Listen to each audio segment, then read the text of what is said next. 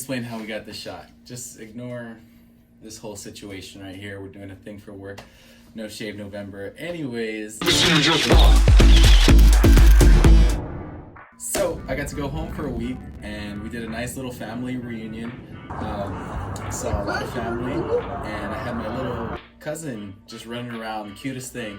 And we had this little toy Jeep, so I was like, hey, why don't we make it look like she's actually mudding? So I asked my two cousins, Derek and Kyle, and they were so with it. So we got my cousin Vila, we put her on the little toy Jeep, picked her up, and started moving her around. So the reason I wanted her higher was, first of all, we can change the angle of the Jeep so it really looks like it's in motion. And then we get a clear background, which would be the blue sky, so it'd be easier for me to cut it out in post.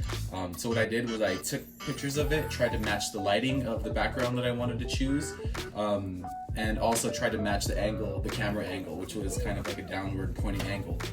This was just a for fun family shoot, so I just picked the background off of Google. After we did the shoot, I picked the one with the best expression. It still wasn't my favorite, but I think it was pretty good. She had, her face looked really adorable in it, and the hair was waving, and it was really nice.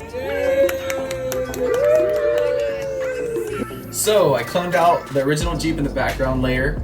I cut out or masked out everything else except the Jeep and my little cousin, put it on top, cloned out where their hands were so it looked like a solid Jeep. And then I went and I found dust particles. So for the dust particles, what you want to do is just play with the lighting effects, find something with a clear background, and then I put Gaussian blur on it, so you could tell that the things in the foreground element were blurry, and it just makes the image look more immersive when you put things in front and behind, like it's really meant to be there. And then the last thing I did was I tied it all in together with a soft light layer. So the way you do that is you take the background layer, you do a blur average, you put it on top of everything, and then you change the lighting style to soft light. And what that'll do is it'll kind of correct all the colors. Then I put it in camera raw and just did some more color correction to make sure that all the hues and everything matched, so it really looked like the lighting was the same and she was in the scene. And then, you know, did a little bit of clarity and that kind of effect to make it look a little bit more dynamic. And then there you go. So some of the things I could have done better, it was just an impromptu family shoot, like spur of the moment idea. But if we were really doing it, I could actually put like real mud on her face or on the Jeep. We could have had a fan going so the wind would go. I could have probably put a little bit more motion blur in the tires, or I could have even changed the tires so that they would be like real rubber tread from like real tires. The things that I liked that I did were the foreground dirt elements that were out of focus.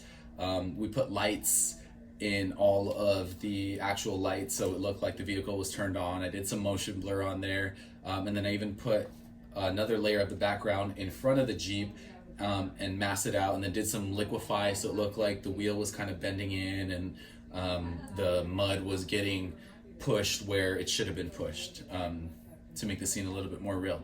So yeah, it was a cool little family shoot. She's adorable, loved it. The whole editing process took like an hour and a half.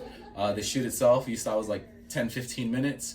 So a little idea went a long way. And then I posted it on the Facebook Photoshop and Lightroom page, and it ended up getting over 700 likes. And usually when I post stuff, I only get like 60 or 70, so 700 was like really good, and I was really happy that the community responded positively to it. Oh, Vila, you're a pretty good driver. Oh, everyone's in the video. Hey,